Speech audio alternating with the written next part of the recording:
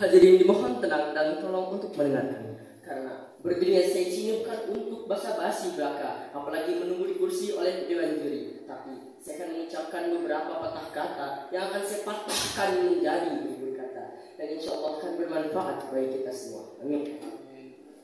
Sebelum itu, izinkan saya memberi penghormatan kepada para dewan juri yang sudah siap menjadi para finalis untuk hari ini. Tak lupa juga kepada pengacara yang membawakan acara dengan ikhlas dan juga sabar.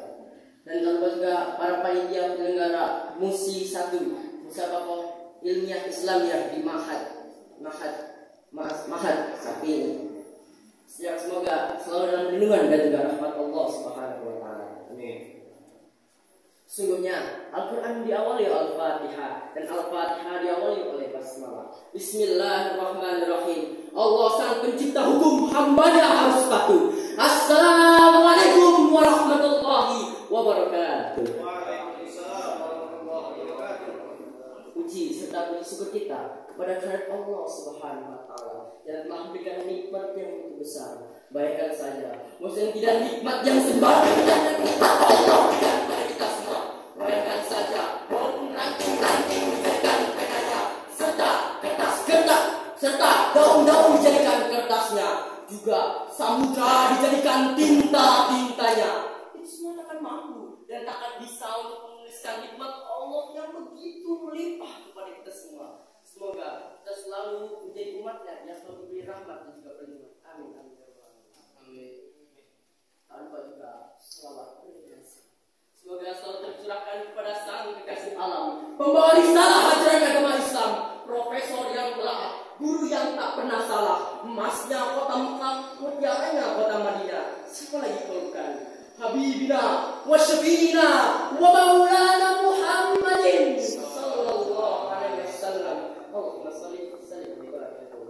Karena beliau kita telah menikmati cahaya Islam, kemerdekaan Islam dari zaman jahiliyah menuju zaman Islam, dari zaman berpedangan hingga zaman para hadirin. Allah mengetahui bahwasanya hati yang hidup, ya hati yang mencintai Allah Subhanahu wa taala. Dan barang siapa yang mencintai Dia, maka hendaklah dia mencintai Rasulnya yaitu Muhammad SAW.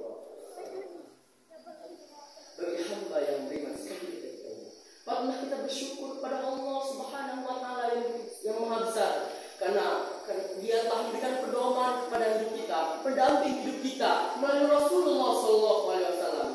Al-Quran dan juga As-Sunnahnya. Di dalam Al-Quran telah dijelaskan pokok-pokok keimanan dalam diri kita. Janganlah sekali-sekali menyelewengkan Al-Quran dan juga memperbaikannya.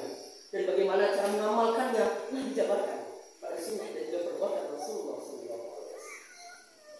Karena sesungguhnya Allah Subhanahu wa taala berfirman dalam firman-Nya, A'udzubillahi minasyaitonirrajim. Bismillahirrahmanirrahim.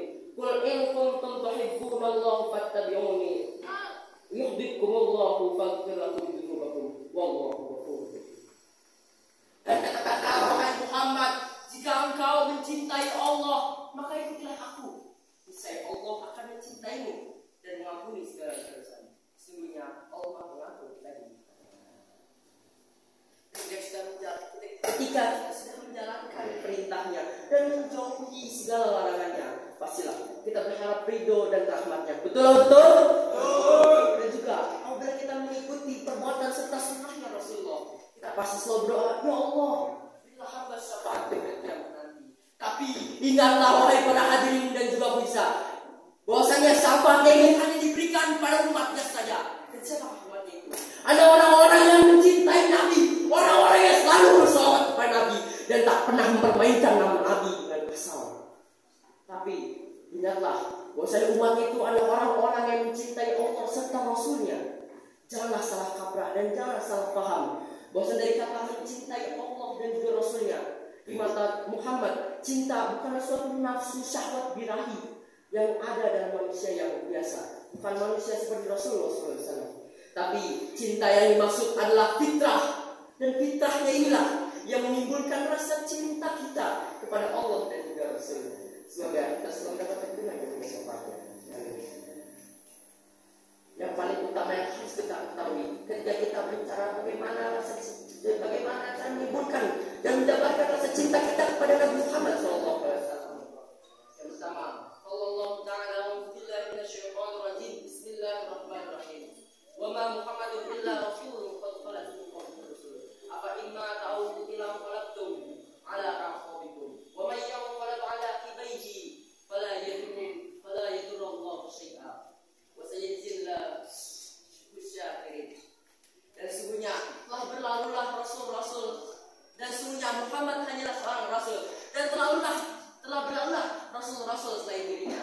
Dan apakah dia wafat atau terbunuh, apakah kalian akan berbalik belakang atau murtad? Tapi apabila kalian berbalik belakang atau murtad, Allah tidak akan sedikit pun dirugikan, karena Allah akan memberikan balasan kepada orang-orang yang selalu bersyukur. Surat Al-Baqarah. Dari ayat di atas bisa kita lihat bahwasanya Muhammad hanyalah seorang rasul. Beliau juga bisa merasakan marah, senang, sedih, sakit, sebagaimana seorang manusia biasa pada umumnya. Janganlah jadikan dia sebagai Tuhan.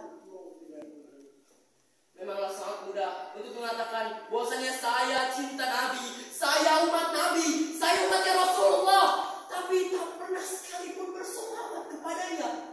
Jangan berharap bahwa golongan itu mendapat syafaat dari Allah.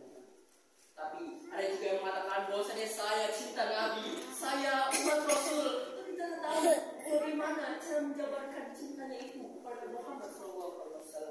Sesungguhnya Allah Ta'ala berfirman, Innallaha wa malaikatahu yusholluna 'alan nabi, ya ayyuhalladzina amanu shollu 'alaihi wa sallimu taslima. Sesungguhnya Allah berfirman, Allah dan malaikatnya bersalawat atas Nabi, dan wahai orang-orang yang beriman bersalawat kepadanya, dan berilah salat hormatan kepadanya.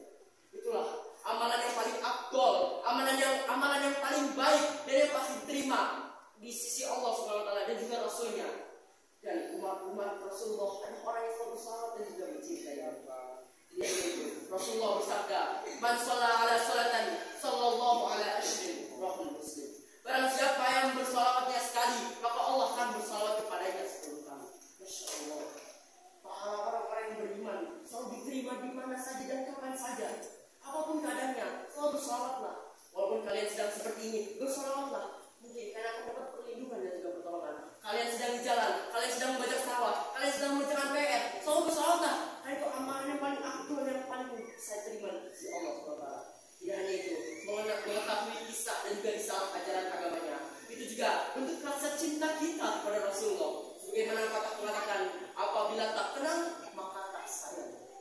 Dan itu dia mengatakan bahwasanya apabila kita mengenal Rasulullah SAW dan mengikuti risalah dan juga perjuangan, itu akan diberikan rasa syukur kita.